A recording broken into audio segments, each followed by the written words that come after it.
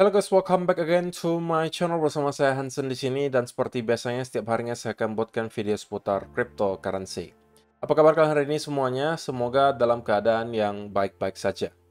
Teman-teman, kita melihat Bitcoin mengalami rally yang luar biasa kencang selama 1-2 hari belakangan.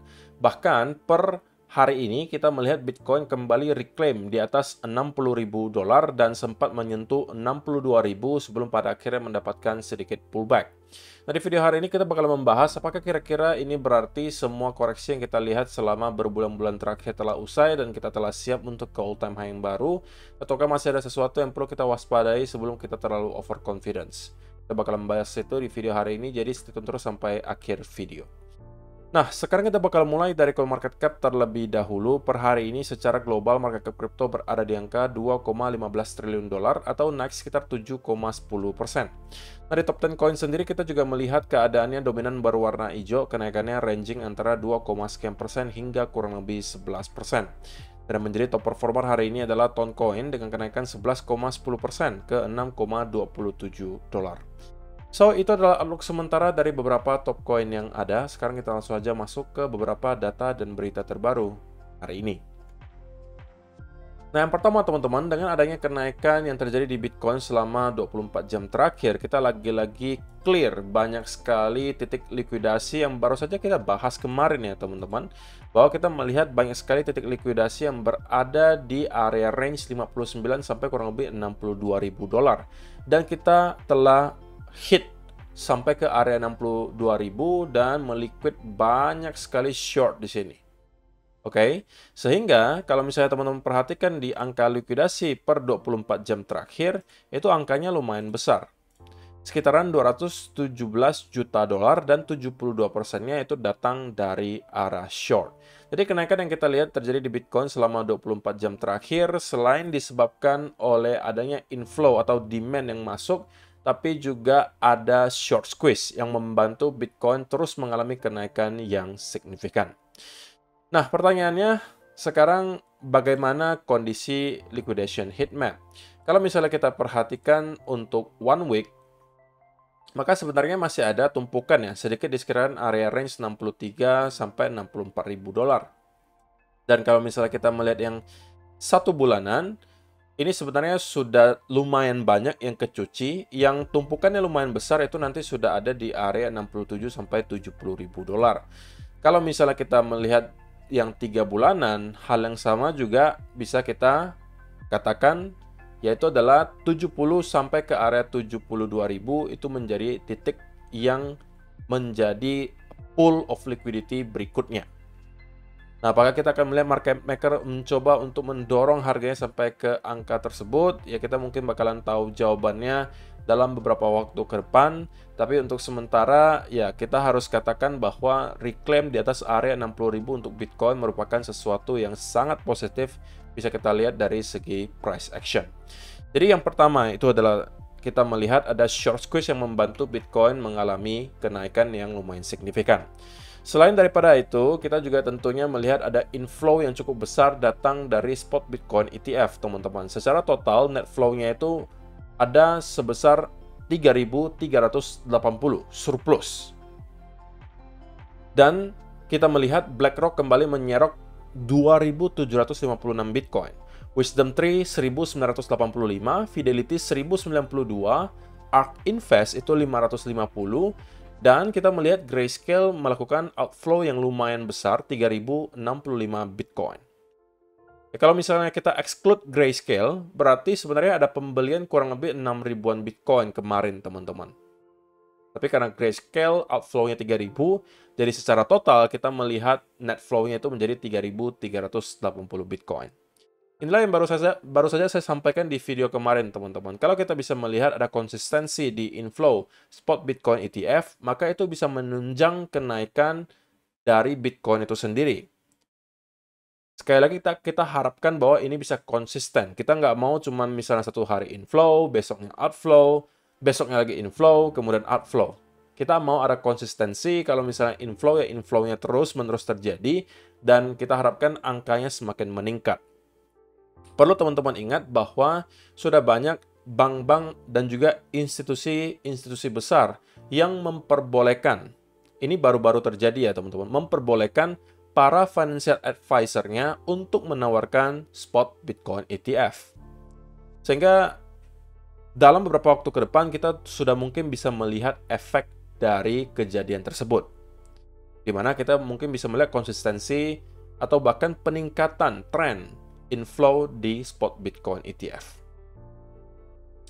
Jadi so far so good teman-teman, rebound yang kita lihat selama beberapa hari terakhir sangat signifikan. Dari yang awalnya semuanya panikan gitu ya, 50.000 Bitcoin, dan udah banyak orang yang berteriak kita bakalan ke 40, ada yang mengatakan dia nunggu di 30.000 dan lain seterusnya. Tapi sekarang kita sudah kembali di atas 60.000 hanya dalam waktu beberapa hari saja.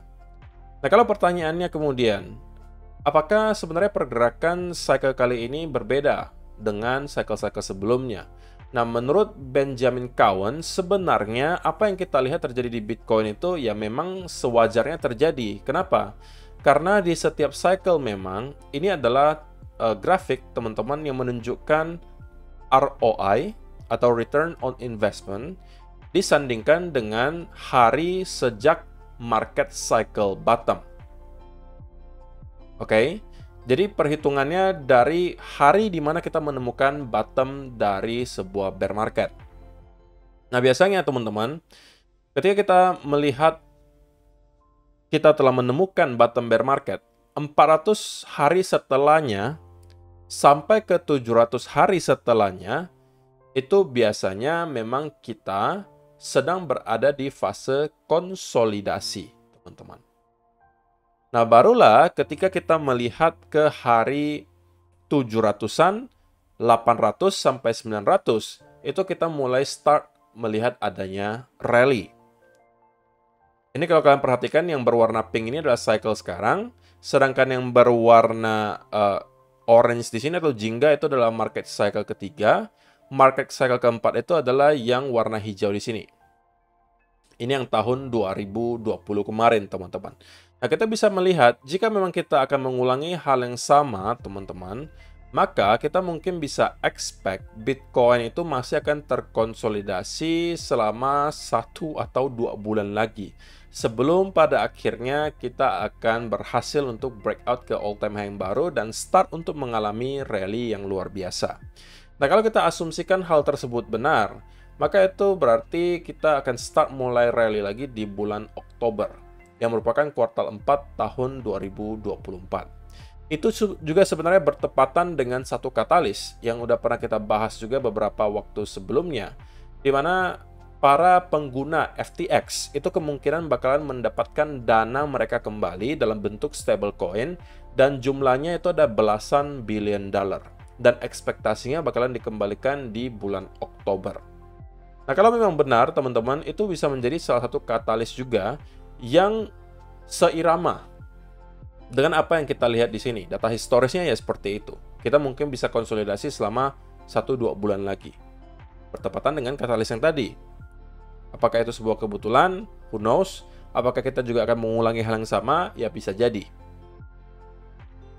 Tapi lebih jelasnya, teman-teman bakal kita bahas di price action. Kira-kira apa nih yang sedang terjadi di Bitcoin selama 24 jam terakhir? Nah, mulai dari daily dulu deh. Bahwa ada satu berita yang sangat positif, teman-teman. Daily candle kembali berhasil close di atas 60.000, bahkan kita close di 61.700-an. Sehingga, kali ini, teman-teman, kita bisa expect bahwa daerah 60.000 itu kembali bisa kita flip menjadi area support. Walaupun sebenarnya, teman-teman, saya lebih menyukai apabila kita sudah mendapatkan closing beberapa daily candle sekaligus di atas area ini. Karena takutnya kalau cuma satu candle bisa aja cuma semacam fake out. Sama seperti apa yang kita lihat di sini, ini ada 1-2 candle daily yang close di bawah 60.000, tapi kemudian kita kembali reclaim. Nah, ini yang tidak kita harapkan tentunya, teman-teman. Kalau misalnya hal tersebut terjadi, ya berarti bentukannya seperti ini. Kita bisa kembali tiba-tiba drop, gitu kan? Nah, itu yang tidak kita harapkan. Semakin banyak daily candle yang close di atas area 60.000, tentunya semakin memvalidasi bahwa kita telah kembali break di atas 60.000 dan mau reclaim area 60.000 sebagai area support lagi. Jadi yang awalnya resistance kita flip menjadi area support. Dan saya juga pengennya melihat weekly candle close-nya itu juga di atas 60.000, teman-teman. Karena kalau misalnya dalam 1-2 hari ke depan kita mendapatkan rejection dan close weekly candle misalnya di bawah 60.000, ya berarti bisa aja kita hanya melihat hal ini hanya semacam retest di weekly dan kemungkinan akan kembali sell off. Nah, tentunya ini tidak diharapkan kan untuk terjadi. Jadi kalau misalnya kita mau melihat ada semacam flip area resistance menjadi support di area 60.000, saya pengennya melihat weekly candle itu close di atas 60.000, teman-teman.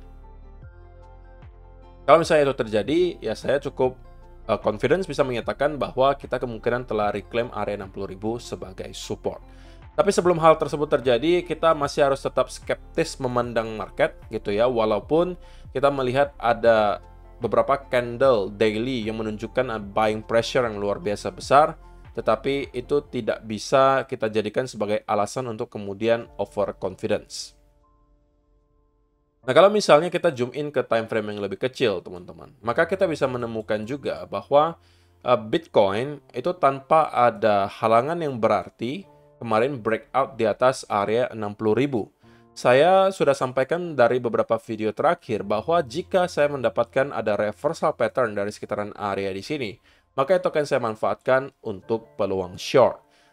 Tetapi pada kenyataannya, kita tidak mendapatkan ada reversal pattern sama sekali, bahkan kita langsung break dan menuju ke area $62.000.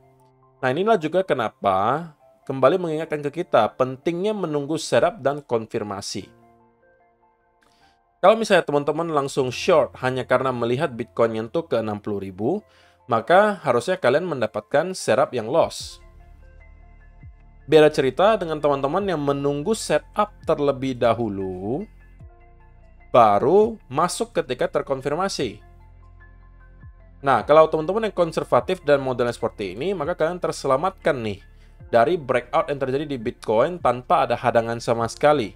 Jadi kita tidak melihat ada semacam kesulitan, walaupun di 15 menit oke lah, kita mungkin melihat ada semacam konsolidasi di sekitaran range 59.800 sampai 300, sorry. Tapi itu hanya sejenak, dan kemudian kita mendapatkan rally. Nah, di video kemarin saya sampaikan juga, jika kita berhasil untuk breakout di atas area ini, teman-teman, dan kemudian mendapatkan semacam konsolidasi berupa bull flag, ya berarti kita akan menuju ke area 60.000. Dan bull flag-nya itu baru kita lihat sebenarnya udah dekat dengan 60.000 di sini. Jadi saya nggak tahu nih, apakah ada dari teman-teman yang sempat memanfaatkan. Kalau saya secara pribadi, jujur aja saya tidak sempat memanfaatkan setup apapun di sini. Jadi ya saya biarkan aja dulu market bergerak sesuai dengan kemauan mereka. Saya tunggu lagi clue berikutnya datang. Kalau misalnya sudah ada, saya baru kembali masuk dengan setup yang saya kehendaki. Jadi teman-teman, yang kita perlu lihat sekarang terjadi di Bitcoin, jika kita memang mau reclaim area 60.000 sebagai support, adalah konsolidasi. Jika kita bisa mendapatkan konsolidasi selama beberapa hari di sekitaran area range di sini, maka teman-teman ini bisa dijadikan sebagai peluang untuk kembali mencari long. Dan kita bisa menargetkan kembali ke sekitaran area 66 sampai $67.000. Tetapi teman-teman, jika kita bisa melihat sell off kembali berlanjut dan kita kembali break di bawah area 60.000 dan start mendapatkan ada bearish continuation pattern, ini justru adalah peluang untuk short. Jadi bergantung nih kepada pergerakan market, yang mana yang dikasih. Kalau konsolidasi di atas area ini, ya berarti saya ambil long. Kalau konsolidasi di bawah area 60.000, saya berarti ambil short. Lalu sekarang gimana kok? Kalau sekarang ya saya tetap masih wait and see terlebih dahulu. Sekali lagi, tidak ada keharusan bagi kita, teman-teman, sebagai seorang traders, untuk setiap hari berada di market. Kalau misalnya kebetulan tidak ada setup selama berhari-hari, ya berarti memang kalian harus menunggu berhari-hari. Dan saya lebih prefer saya bersabar daripada saya masuk dan kemudian saya loss. Kalaupun saya masuk tanpa ada setup, saya maksa nih masuk, dan kalaupun profit, saya sebenarnya nggak bangga-bangga banget, teman-teman, karena saya telah menyalahi aturan saya. Tapi untuk sementara saya masih disiplin, menerapkan risk management yang baik, disiplin juga menunggu setup yang rapi sebelum saya masuk. Dan please, teman-teman juga harus lakukan itu agar kalian bisa konsisten profit in the long term. Kalau kalian tidak menerapkan hal tersebut, kalian kemungkinan besar tidak akan bisa profit konsisten. Itu aja. Jadi teman-teman, berita baik yang pertama, kita telah break di atas 60.000. Tetapi yang perlu kita lihat sekarang terjadi supaya area 60.000 bisa kita kembali reclaim menjadi support adalah konsolidasi selama mungkin minimal 1-2 hari di atas area ini. Kalau itu terjadi, dan misalnya kita membentuk ada continuation pattern, apapun itu, apakah itu ascending triangle, apakah itu misalnya semacam penan, atau symmetrical triangle, itu mungkin bisa kembali dimanfaatkan untuk long. Tapi worst case scenario-nya, kita hanya membuat fake out di sini, dan kemudian sell off di bawah 60.000 lagi, start mendapatkan ada konsolidasi, itu bisa membentuk head and shoulder di sini, dan itu justru peluang bagi kita untuk kembali short. Selain daripada itu, stay away from the market terlebih dahulu. Terima kasih untuk teman-teman yang telah menonton sampai selesai video hari ini. Semoga bermanfaat untuk kalian semua. See you in the next video. Bye-bye.